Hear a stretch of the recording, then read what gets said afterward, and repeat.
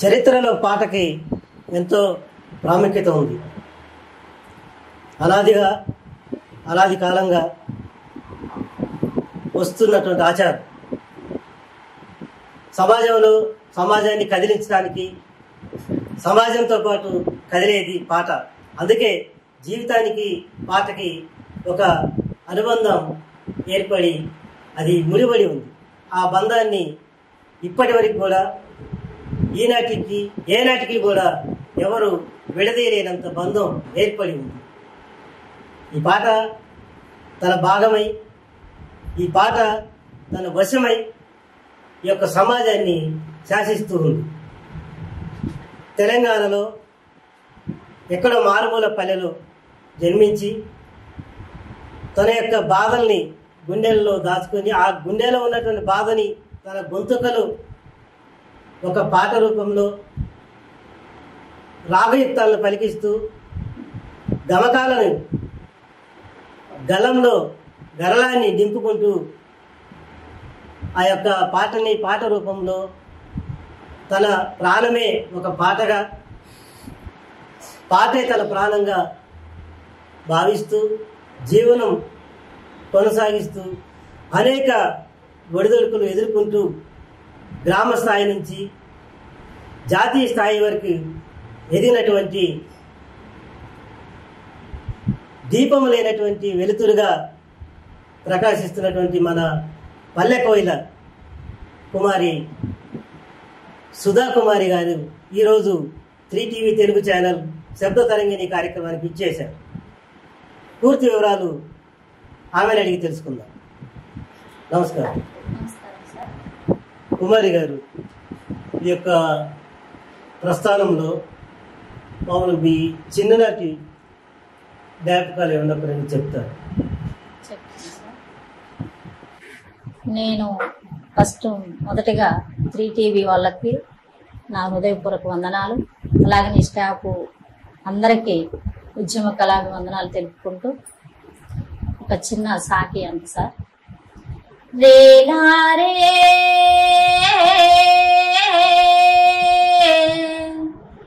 రేలారే రేలారే హైలెస్సో హైలెస్సా హైలెస్సా. Thank you sir. ముఖ్యంగా నా పేరు సుధా కుమారి సార్. మాది ఖమ్మం జిల్లా బోనకల్లు మండలం. మాది కలకోట గ్రామం, ఒక పల్లెటూరు.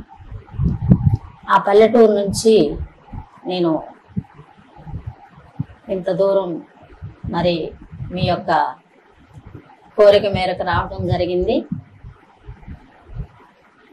నేను చిన్నప్పటి నుంచి మా నాన్న కానీ మా అమ్మగారు కానీ కూలి పని చేసుకొని బ్రతికేటోళ్ళం మేము.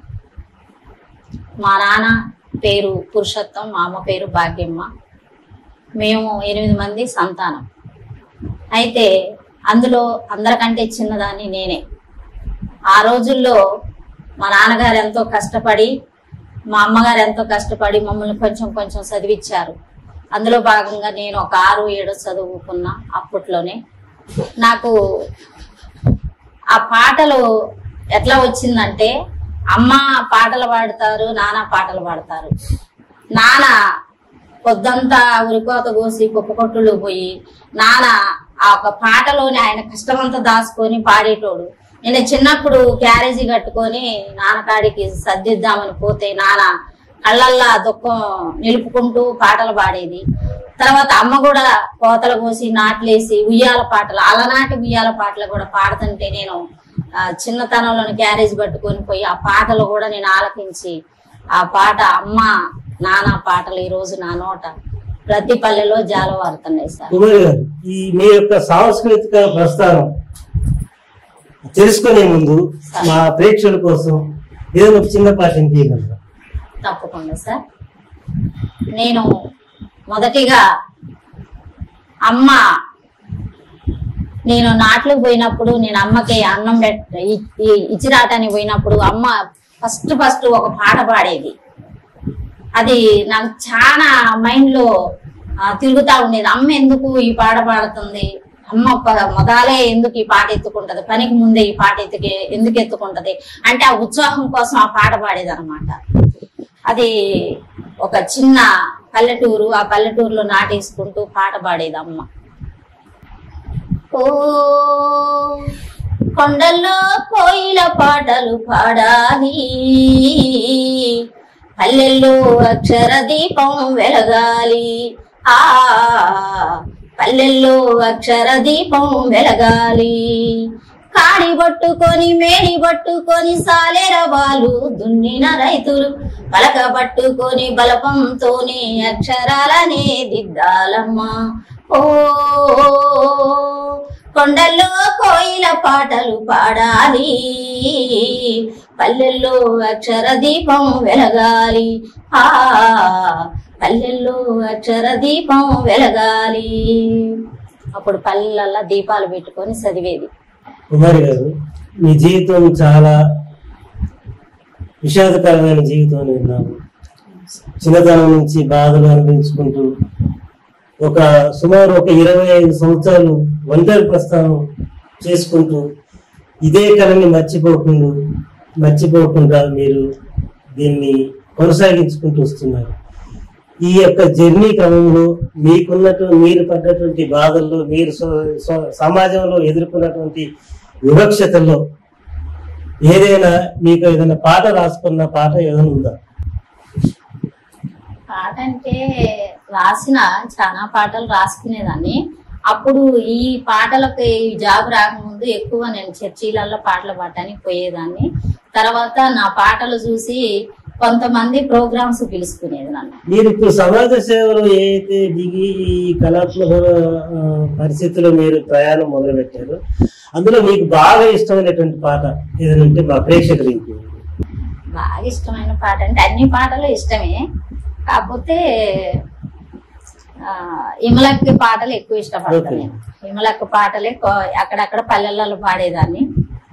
చినుకు చినుకు కురిసిన నేలన చిత్రమైన వాసన, అది మల్లెల గంధం అవునో కాదో మట్టి పెళ్ళ వాసన, మట్టి పెళ్ళ వాసన.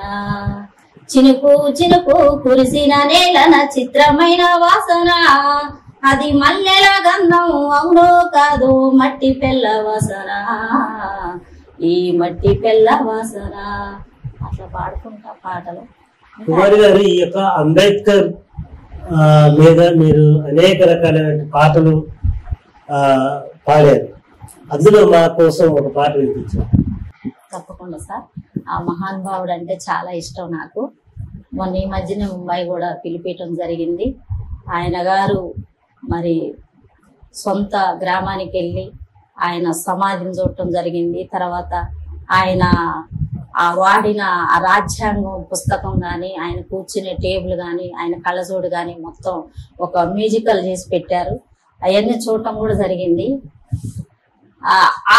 అవి చూస్తుంటే నాకు చాలా బాధ అనిపించింది. ఎందుకంటే మన కోసం, మన పేదోళ్ళ కోసం ఇంత చిత్రహింసలు పడి అక్కడ చెప్తుంటే నా కళ్ళకు నీళ్లు తిరిగిపోయినాయి. ఆ చిత్రహింసలు పడి మన కోసం ఓటక్కు తేయడానికి ఇంత తన కుటుంబాన్ని త్యాగం చేసిన మహానీయుడు అని చెప్పి నేను చాలా గర్వపడ్డా. ఆనంద బాష్పాలు ఆగలేదు.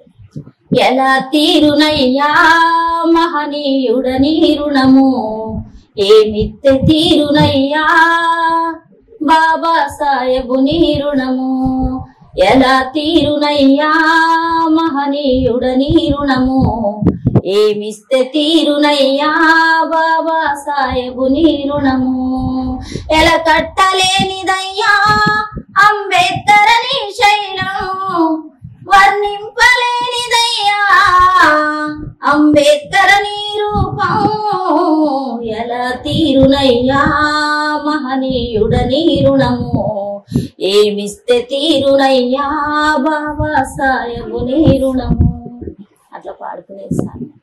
మీ యొక్క సాంస్కృతిక ప్రస్థానం జరిగే క్రమంలో తెలంగాణ రాష్ట్ర సాధన కోసం మీరు ఒక సాంస్కృతిక యోధురాలుగా పనిచేశారు. అవును సార్. అటువంటి క్రమంలో ఆ యొక్క మీరు సాధించినటువంటి తెలంగాణలో ఈ యొక్క స్త్రీల గురించి ఏదైనా ప్రత్యేకమైన పాట ఏమైనా ఉందా? తెలంగాణ కోసం మొట్టమొదటిగా గోసి గొంగడేసి, తర్వాత ఇమలక్కమ్మట గాని గద్దరన్నమ్మట గాని కాలికి గజ్జగట్టి మరి గోసి గొంగడేసి తిరిగిన దాన్ని నేను మా జిల్లాలో గాని మా మండలాలలో గాని. అప్పుడు తెలంగాణ కొట్లాడి పోలీస్ కేసులు పెట్టి మదర్లో మరి స్టేషన్లో 3 రోజులు నన్ను జైల్లో పడేసి లేడీస్ పోలీసులు వచ్చి కొట్టినా కూడా నేను ఆ పాటని వదలలేదు, ఆటని వదలలేదు. ఆనాడు కూడా ఆడుదాం డప్పుల్ల దరువేరా పల్లె తెలంగాణ పాట పాడరా, ఆడుదాం డప్పుల్ల దరువేరా పల్లె తెలంగాణ పాట పాడరా, కోలాటము జడ కొప్పేరా దూలంటూ అల్వాపై దునుగాడరా, ఆడుదాం చల్ చల్ చల్ ఆడుదాం, అరే ఆడుదాం డప్పుల్ల దరువేరా పల్లె తెలంగాణ పాట పాడరా, ఆడుదాం. అరే ఉస్మానియా క్యాంపస్ లో ఉదయించిన కిరణమా వీర తెలంగాణమా, వీర తెలంగాణమా 4 కోట్ల ప్రాణమా, వీర తెలంగాణమా 4 కోట్ల ప్రాణమా చల్. అరే ఉస్మానియా క్యాంపస్ లో ఉదయించిన కిరణమా వీర తెలంగాణమా, వీర తెలంగాణమా 4 కోట్ల ప్రాణమా. చాలా ఉద్యమ గీతాలు పాడి ఆ గోసి గొంగడేసి పాడి నేను ఎన్నో కష్టాలు పడి ఈ యొక్క నా జాబ్ వెనక నా చరిత్ర చాలా ఉన్నది. అందరికీ జాబ్లు వచ్చారు పోయారు, నేను లాస్ట్ లోని ఫైట్ చేసి తెచ్చుకున్నా నా జాబ్. రస్మయ్య గారి మీద అందరు జాబులు చేస్తుంటే పోయి ఏడ్చా, అన్న నా గొంతే నా ఆస్తి, నాకు వెనక ముందు ఆస్తులు ఏమి లేవు, ఐశ్వర్యాలు ఏమి లేవు, నాకు 2 పిల్లలు, నా భర్త లేడు, నాకు జాబు కంపల్సరీ ఇవ్వాలంటే లేవమ్మా అయిపోయి వెళ్ళిపో అని అన్నారు. ఆ రోజు రచయితల మీటింగ్ జరుగుతుంది, నేను ఒక్కదాన్ని అలా గోడకెళ్ళి నుంచుంటే అన్న మీరు ఏదైనా చేసి నాకు ఒక్క పోస్ట్ ఇవ్వండి అన్నని బతిలాడితే ఆ రోజు మిట్టపల్లి సురేంద్ర అన్న గారు కూడా ఉన్నారు. ఆ రోజు అన్న వచ్చి మరి చెల్లి బాగా ఏడుస్తుంది ఏదో చూసి పంపిరాదని నాకు అంటే, అన్న మీ పాటలు అంటే నాకు చాలా అభిమానం అన్నని సురేంద్ర అన్నని అడిగితే ఏది చెల్లి ఒక పాట పాడని నన్ను ఆ రోజు గంట నిలవబెట్టారు నన్ను పాడించుకోవటానికి పాటలు.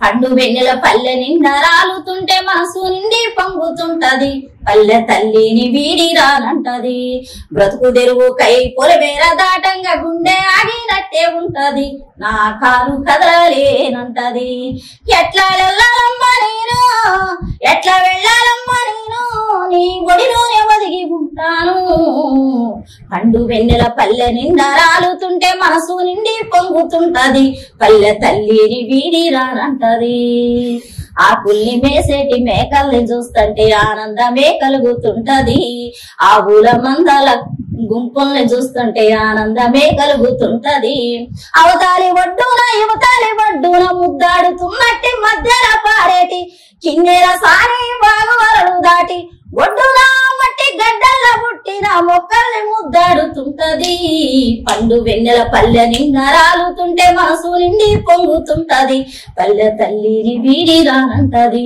నా తల్లిని వీడి రానంటది, నా పల్లెను వీడి రానంటది. కుమారి గారు, మీకు చిన్నతనంలోనే వివాహం కావటం, 2 పిల్లలు కలగటం, చిన్నతనంలోనే భర్త చనిపోవటం, ఇదంతా చాలా విషాదకరమైనటువంటి జీవితం మీకు. అయినా కానీ మీరు ఇప్పటి వరకు కూడా పాటని వదలలేదు, పాట పాడటం కూడా వదలలేదు. ఈ యొక్క క్రమంలో మీకు వివిధ సంస్థల నుంచి కానీ రాష్ట్ర ప్రభుత్వం నుంచి కానీ ఏమన్నా మీకు ఈ అవార్డులు కానీ రివార్డులు కానీ ఏమైనా వచ్చాయి? చాలా వచ్చినాయి సార్. నేను ఈ 10 సంవత్సరాలల్లా నేను పొందుకున్న అవార్డులు, నేను కరోనా టైంలోని పేదోళ్ళకి చాలా సేవ చేసేదాన్ని. వాళ్ళు గుండె బలిగిన సమయంలో వాళ్ళ దగ్గర పోయి వాళ్ళకి కొంచెం ధైర్యం చెప్పి మాటలు చెప్పి చాలా మంది వాళ్ళ దగ్గర పోవడానికి భయపడేది. అలాంటి వ్యక్తుల కాడికి పోయి నేను వాళ్ళకు భోజనాలు పెట్టడం, వాళ్ళతో సంప్రదింపులు చేయటం, వాళ్ళకి ధైర్యాన్ని నూరిపోయటం, అలా అన్ని చేసి నాకు ఇక్కడే మన హైదరాబాద్ లోనే gold medalist, Mother Teresa gold medalist ఇచ్చారు సార్. అదే కాకుండా ఎక్కడ పోయినా కూడా ఏ యొక్క స్టేజ్ మీద కానీ నన్ను సన్మానం చేయని వాళ్ళు అంటూ లేరు. చాలా చాలా అవార్డులు నేను పొందుకున్నాను. చాలా ఈ జీవితానికి ఇది చాలు అనిపించేటట్టుగా నేను అవార్డు తీసుకున్నా సార్. మీ కుటుంబంలో ప్రతి ఒక్కళ్ళు కూడా కళాకారులను విన్నాం. మీ తాతలు, మీ తండ్రులు, అమ్మ వాళ్ళు, అన్నయ్యలు, అక్కలు అందరూ కూడా. అవును సార్. అదే కళా సంస్కృతిని మీ పిల్లలకి మీరు ఏమైనా ఇవ్వగలుగుతున్నారా? లేదు సార్, అది కళ నాతోటి ఇది కావటమే. పాపకు గాని బాబుకు గాని అలాంటిది ఏం లేదు. వాళ్ళ జీవితం వాళ్ళు చదువు మీదనే వాళ్ళు ఏదో ఒకటి చిన్న చిన్న జాబులు చేసుకుంటూ బతుకుతున్నారు. ఇక కళ అంటూ ఇక వాళ్ళకి ఒబ్బలేదు. అంటే ఇప్పుడు మీ కుటుంబంలో ఉన్నటువంటి కళ మీతో మీ దగ్గరకు వచ్చాక మీతోనే నాతో అంతం అయిపోతుంది. మీ పిల్లలకి ఎందుకని మీరు నేర్పలేకపోతున్నారు? పిల్లలంటే బాబు ఇంటర్మీడియట్ చేసిండు. ఆయన్ని ఏదో చిన్నప్పుడే అడిగేదాన్ని, ఒక పాట నేర్చుకోరాదురా, ఈ పాట పాడంటే ఏంది నీ లెక్క నేను పాడాలన్నా చేయాలని. వాళ్ళకి ఇష్టం లేదు. వాళ్ళకి ఇష్టం లేనప్పుడు మనం ఇబ్బంది పెట్టకూడదు అనుకున్నాం. ఆ వేలోనే వాళ్ళు వెళ్ళిపోయారు సార్. కుమారి గారు, మీ యొక్క జీవితం గురించి, మీ జీవితంలో పడ్డ బాధల గురించి ఏదన్నా ఒక విషాదకరమైనటువంటి పాటని మా ప్రేక్షకులు వినిపించగలరు? బాధలు అంటే చాలా పడ్డ సార్ నేను బాధలు. ఎందుకంటే చిన్నప్పుడు భర్త చనిపోయిన వాళ్ళ జీవితాలు ఎలా ఉంటాయి మనం కళ్ళకు కట్టినట్టు చూసాం. అంటే నా అమ్మ నాన్న అప్పుడు ఏంటంటే ఆడపిల్లల బరువు ఒక 12 సంవత్సరాలకి 13 సంవత్సరాలకి పెళ్లి చేశారు, నెత్తి మీద బరువు దిగిపోయింది అన్నారు. కానీ ఆ బరువు అనేది ఏదో వాళ్ళకి ఇంకా ఎఫెక్ట్ అయిందని తెలుసుకోలేకపోయారు. నాకు 13 సంవత్సరాలకి 15 సంవత్సరాలకి పాప బాబు పుట్టారు. 17 సంవత్సరాలకి మా వారు చనిపోయారు. 17 సంవత్సరాల నుంచి నేను ఇట్లనే పోషణ నా పిల్లలను చదివించుకుంటూ నా గొంతే నా ఆస్తిగా భావించుకుంటూ నేను కొన్ని సందర్భాలు, ఎందుకంటే భర్త లేని స్త్రీ బయటికి పోతే ఎన్ని నిందలు వస్తాయో, అందులో పొద్దున్నే లేచి బయటికి పోవాలంటే భయం. ఎందుకంటే భర్త లేని ఆమె బయటికి పోవటానికి స్వేచ్ఛ లేదు ఈ భారతదేశంలో. ఎందుకంటే ముండరాలు ఎదురొచ్చింది, మా కాకీడు జరిగింది, ఈ కీడు జరిగిందని ఇంకా ఆ అవస్థ పోలే, ఇంకా ఎక్కువైతుంది కానీ పోలే. అలాంటి సందర్భంలోని నేను బాగా ఏడ్చేదాన్ని. ఎందుకమ్మా నన్ను ఎందుకు అన్నావమ్మా, ఈ జన్మ ఎందుకు ఇచ్చిన అని ఏడ్చేదాన్ని. చాలా పాటలు ఉన్నాయి సార్, నేను కూడా పాడుకునేదాన్ని. కానీ నాలాంటి కష్టం ఎవరికి రాకూడదని నా మనసులో నేనే చాలా బాధపడేదాన్ని. అయ్యో దేవుడా ఎందుకిచ్చినవు ఆడ జన్మ నాకు, బ్రహ్మదేవుడా ఎట్లా రాసినవు పాడు రాత నాకు, బ్రహ్మదేవుడా ఎట్లా రాసినవు పాడు రాత నాకు. 16 ఏళ్ళు నిండక ముందే పెళ్లి చేసుడాయే, ఇష్టమున్నదా లేదా బిడ్డని నన్ను అడగరాయే, నా వీడు చూడరాయే, అట్లో ఇట్లో పెళ్లి చేసేనని అయ్య మురిసిపాయే, నా అవ్వ మురిసిపాయే, నెత్తిన భారం నేలకు దిగనని నన్ను మరిసిరాయే, నరకాన తోలిరాయే. అయ్యో దేవుడా ఎందుకిచ్చినవు ఆడ జన్మ నాకు, బ్రహ్మదేవుడా ఎట్లా రాసినవు పాడు రాత నాకు, పాడు రాత నాకు. ఆడపిల్లనమ్మా నేను ఆడపిల్లనాని, బాధపడకమ్మా నీవు దిగులు చెందకమ్మా. ఇలాంటి ఆడపిల్లల గురించి చాలా పాటలు పాడుకొని ఒక్కదాన్నే ఏడ్చిన రోజులు కూడా అనేకమైన సందర్భాలలో ఉన్నాయి సార్. మరి అట్లా జీవితాన్ని ఆ బండిని అట్లా నడుపుకుంటూ వస్తున్నా. ఇప్పుడైతే కొంచెం దేవుడు మేలు చేసి కొంచెం అప్పటికంటే ఇప్పుడు జీవితం కొంచెం సెట్ అయినట్టు భావించుకుంటున్నా. కుమారి గారు, సార్ జీవితం మొత్తం కూడా సమస్యలతోనే నిండి ఉంది. గుండెలన్నీ కూడా మోగలేనంత బరువుతో బరువెక్కి ఉన్నాయి. అయినా కానీ మీ ముఖాన చిరునవ్వు ఎందుకు చెదరటం లేదు? దానికి కారణం ఏంటి? చిరునవ్వు అంటే సార్, ఇప్పుడు మనిషి అనే వాడికి బాధలు వస్తూనే ఉంటాయి. అసలు వాస్తవంగా నాకు వచ్చిన బాధలు అయితే ఎప్పుడూ నేను అమ్మ వాళ్ళు చనిపోయినప్పుడే నేను చనిపోవాలా. నాన్న జస్ట్ ఒక 3 సంవత్సరాలు అయింది కాలం చేసి. అయితే నాన్న కూడా నాకు చాలా ధైర్యం చెప్పేది, అమ్మ నీ జీవితం ఎలాగో అయిపోయింది కదా, నీకు 2 పిల్లలు ఉన్నారు, ఆ పిల్లల కోసమైనా నువ్వు బతకాలి, పోరాడాలి, నువ్వు కష్టపడాలమ్మా అని చెప్పి నాన్న ఇప్పటికప్పుడు నాకు ఏంటంటే ధైర్యం చెప్పేది. ఎంత కష్టపడ్డా కూడా ఇంటికి రాగానే నాన్న ఉన్నాడు, నాకు ధైర్యంగా ఉండేది. ఇంటికాడ మంచి వచ్చాలకి ఇంటి ముందు చేరేసుకొని కూర్చునేది, నన్ను ప్రోత్సహించేది. ఒకవేళ ఆయన కళ్ళంటి నీళ్లు తిప్పుకుంటూ కూడా నా బిడ్డకి చిన్నతనానే ఈ కష్టాలు ఏందని ఆయన కళ్ళంటి నీళ్లు అట్లా దిగమింపుకుంటూ కూడా నన్ను ఓదార్చి, అమ్మ నీకు దేవుడు మంచి భవిష్యత్తునిద్దరు, నువ్వు కష్టపడాలి చెయ్యాలి అని నాకు ధైర్యాన్ని నింపింది నాన్న. కుమారి గారు, చాలా మంది చిన్నపిల్లలు, ఆడపిల్లలు ముఖ్యంగా ఈ చిన్న చిన్న విషయాలు కూడా ఆత్మహత్యలు చేసుకుంటున్నారు. అటువంటి వారికి మీరు ఎలాంటి సందేశం ఇవ్వాలనుకుంటున్నారు? చిన్న చిన్న పిల్లల ఆత్మహత్యలు అంటే ఒకటి సార్, ఇప్పుడు మనము ఆడపిల్ల పుట్టిందంటే ఏదో భారంగా గుండెల మీద కుంపటాల భావిస్తున్నారు. ఇప్పుడు ఒకటేంటంటే ఆత్మహత్యలు ఒకటన్ను లైంగిక వేధింపులు కూడా ఉన్నాయి. ఆ వేధింపులు ఏంటంటే మన బిహేవియర్ ను బట్టి, మన అమ్మా నాన్న నడవడిక, పాప బయటికి పోతే ఏం చేస్తుంది, అసలు ఆమె నడవడిక ఏందని తల్లిదండ్రులు బాధ్యత తీసుకోవట్లేదు. ఎందుకంటే ఒక సెల్ ఫోన్ ఉంటుంది, ఈ సెల్ ఫోనే ఆ చేతిలో రాజ్యం, మొత్తం ఈ సెల్ ఫోన్ లోనే ఉంటుంది. ఆ సెల్ ఫోన్ తీసుకుంటే ఆ పాప ఆ బిడ్డ ఏం చేస్తుందో ఏమైపోతుందో అని వాళ్ళు భావించే పరిస్థితి లేదు. ఇంకొకటి, అప్పుడు వెనకట కాలంలో చీర కట్టుకునేది, పాప మెచ్యూర్డ్ అయితే లంగావోని వేపించేది. ఇప్పుడు ఈ కాలంలోని, ఈ జనరేషన్ లోని ఏదో మనకి ఇప్పుడు ఏమంటారు, అవి మిడ్డీలు, నైటీలు, లేకపోతే ఇంకా ఏదో కాళ్ళకాడికి ఉండే లెగ్గిన్లు వేసుకొని ఆకర్షణంగా బయటకు వస్తున్నారు ఆడపిల్లలు. అంటే మనం మగవాళ్ళని ఏదో తప్పు పట్టాలని కాదు, కానీ మన పిల్లలు బయటికి పోతే ఎలా ఉంటున్నారు అనేది కూడా తల్లిదండ్రులు గమనించాలి. అలాంటి పరిస్థితులు ఆ పిల్లలను చూసి ఆ మగవాళ్ళు ఆకర్షణితులవుతున్నారు. ఎందుకంటే ఆ యొక్క నీ ఆడపిల్ల అందాన్ని ఆ యొక్క పాత్రలు చూసి ఏ మగవాళ్ళైనా ఏదో ఒకటి చేస్తారు కదా. అందుకనే ఒక మహానుభావుడు పాట, చెల్లి నీ ఆడ జన్మకు అర్థమున్నదమ్మా, మగవాని బ్రతుకులో సగం భాగమై బ్రతుకు నీవే చెల్లి, అమ్మా నీ ఆడ జన్మకు అర్థమున్నదమ్మా అనే పాఠం రాశారు.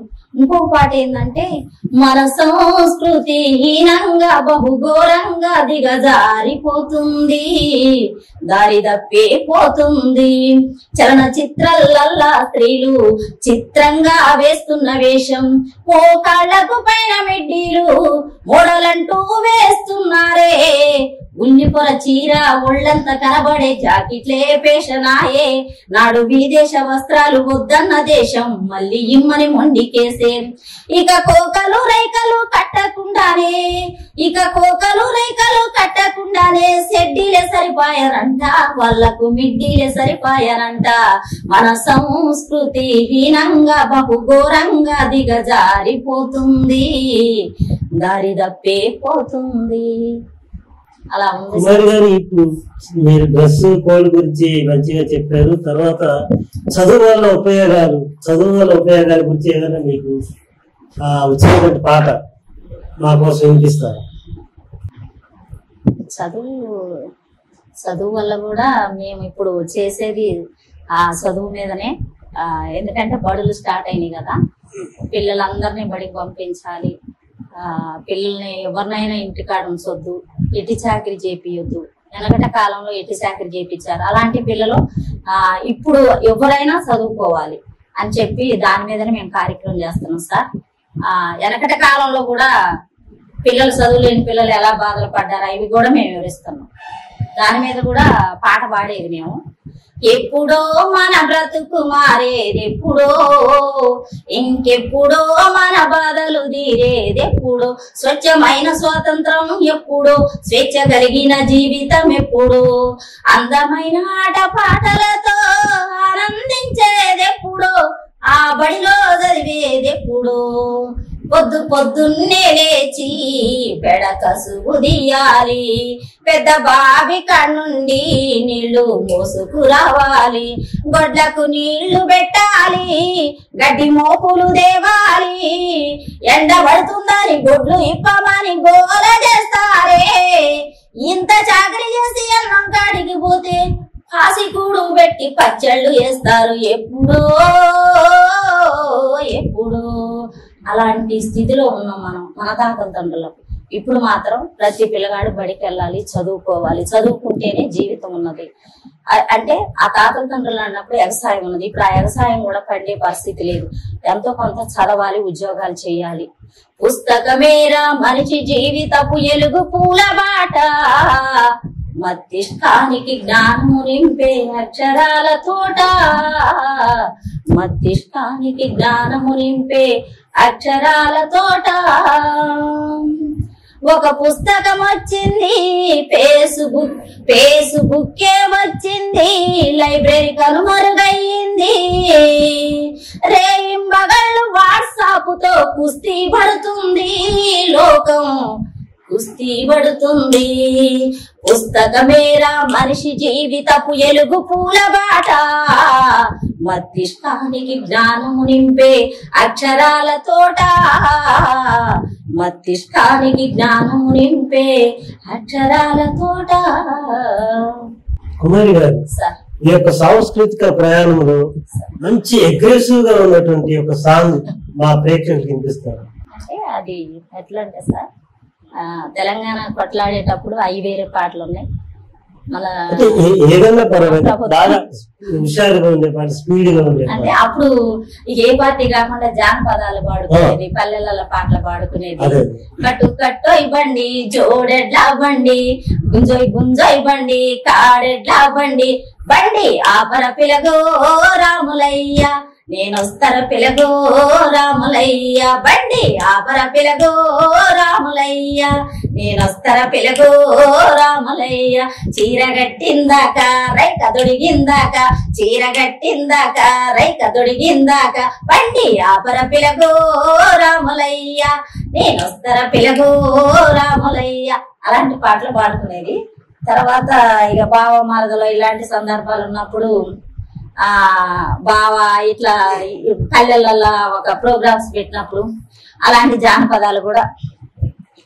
బాయిలో బచ్చాలి కూర అంజయ్య, నేల బారే నెల్లి కూర, వాళ్ళు కొమ్మల్ల సింత సిగురు అంజయ్య, వండి పెడతా వైపు తిరుగు, అరే నల్లాటోడే వన్యగాడు అంజయ్య, నాలుగేళ్ళ ఉంగరాలు, ఉంగరాల కురులు చూసి అంజయ్య ఉండానంటది దారి మనసు, బాయిలో బచ్చాలి కూర అంజయ్య, నేల వారే నెల్లి కూర, వాళ్ళు కొమ్మల్ల సింత సిగురు అంజయ్య, వండి పెడతా వైపు తిరుగు.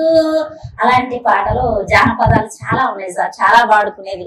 తెల్లవారులు పైన ఉద్దనకొండ పల్లెటూర్లలో చూసే జనాలు కూడా ఉన్నారు. సార్, ఈ యొక్క సాంస్కృతిక ప్రస్తావన కానివ్వండి, మీరు పడ్డటువంటి బాధలు కానివ్వండి, మీరు ఇప్పుడు అనిపిస్తున్నటువంటి, ఎందుకంటే ఒక ఎన్నో రకాలైన బాధలు భరిస్తూ ఒక జీవితాన్ని సాధించినటువంటి ఒక ధీర మహిళ ఉంది. సో ఈ క్రమంలో మీరు ఇప్పుడున్నటువంటి యువతకి ఎలాంటి సందేశం ఇవ్వాలనుకుంటున్నారు, ముఖ్యంగా ఆడపిల్లలకి? అదే సార్, ఇప్పుడు ఆడపిల్లలు బయటికి పోతే చాలా భయంకరమైన రోజులు ఉన్నాయి. నేను ఒకటే కోరుకుంటున్నా తల్లిదండ్రుల్ని.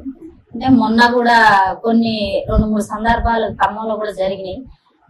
నేను కోరుకునేది ఏంటంటే, నా బిడ్డ బయటికి పోతే చదువుతుంది, కాలేజీకి పోతుంది, వస్తుందనే ఆలోచనలోనే తల్లిదండ్రులు ఉంటున్నారు.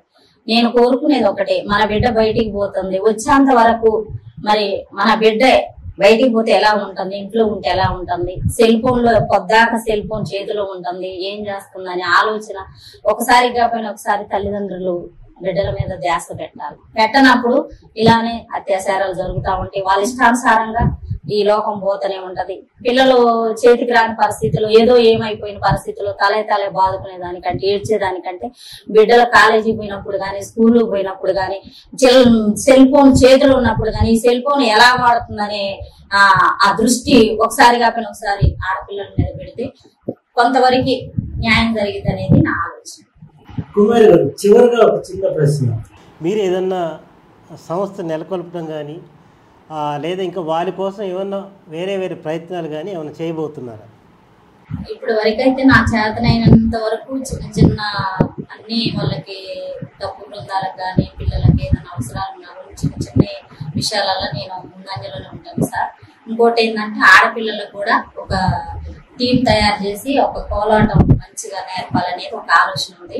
వచ్చే ఎండాకాలంలో దాన్ని కూడా అమ్మ నాన్న పేరు మీద దాన్ని ఒక పెట్టాలని చూస్తున్నా.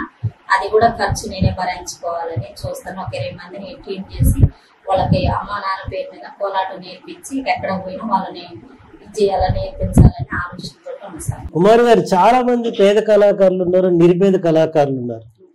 వాళ్ళకి ప్రభుత్వం ఏ రకమైనటువంటి సహాయం చేస్తే బాగుంటుంది అనుకుంటున్నారు మీరు? అంటే కొంత మట్టుకైతే కేసీఆర్ గారు ఉన్నప్పుడు కొంతమందికి న్యాయం జరిగింది సార్. అంటే ఇంకా కొంతమంది కళాకారులు ఉన్నారు, వాళ్ళకు కూడా మాలా లెక్కనే వాళ్ళకు కూడా న్యాయం జరగాలని మేము కోరుకుంటున్నాం. అంటే ఇప్పుడు ప్రభుత్వం మారింది కాబట్టి వాళ్ళు కూడా కొంతమందిని తీసుకుంటే బాగుంటది, వాళ్ళ బతుకులు కూడా బాగుంటాయి అనేది నా ఆలోచన. చివరిగా మా ప్రేక్షకుల్ని ఉత్తేజపరిచే ఒక పాట ఏమైనా వినిపించగలరా? ఉత్తేజపరిచే పాట సార్ వినిపిస్తా. నాన్న మీదనే పాడతా సార్. నానా నానా నానా నీ మనసెంత మంచిదో నానా, నానా నానా నానా నీ ప్రేమెంత గొప్పదో నానా.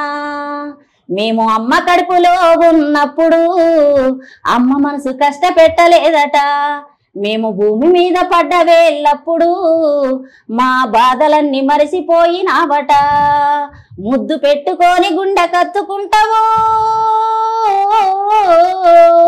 ముద్దు పెట్టుకొని గుండె కత్తుకుంటావు, బారసాల చేసి గౌరంగా చూసుకుంటావు. నాన్నా నాన్నా నాన్నా నీ మనసెంత మంచిదో నాన్నా, నాన్నా నాన్నా నాన్నా నీ ప్రేమెంత గొప్పదో నాన్నా. కుమారి గారు, సార్ అనేక బాధలు అనేక కష్టాలు ఎదుర్కొంటూ మీ యొక్క సాంస్కృతిక ప్రస్థానాన్ని కొనసాగిస్తూ మీరు ఇంకా ముందు భవిష్యత్తులో మరిన్ని విజయాలు సాధించాలని మా 3TV ఛానల్ తెలుగు ఛానల్ ద్వారా శబ్ద తరంగిణి అనే కార్యక్రమంలో మీరు ఎన్నో ఉన్నత శిఖరాలు అందుకోవాలని కోరుకునే వాళ్ళు మేమొకళ్ళు. మీ అభ్యున్నతికి పాటుపడటానికి మా ఛానల్ ఎప్పుడు మీ ముందంజే ఉంటుంది. ఏ సహాయ సహకారాలు కావాలన్నా మా వంతు కృషి మేము మీకు చేస్తామని తెలియజేస్తూ సెలవు తీసుకుంటున్నాం. చూశారు కదా, మన యొక్క పల్లె కోయల నోట వెంట వచ్చినటువంటి రాగాలు, గమకాలు, బాధలు, ఇలాంటి పల్లె కోయల్ని, ఇలాంటి గాయకురాలని మనం సన్మానించుకోవటం కానీ గౌరవించుకోవటం కానీ ఎంతైనా అవసరం. ఇది అవసరమే కాదు, అది మన యొక్క సామాజిక బాధ్యత. మరొక్కసారి 3TV తెలుగు ఛానల్ శబ్ద తరంగిణిలో మరొక కళాకారునితో మళ్ళీ కలుద్దాం. నమస్కారం.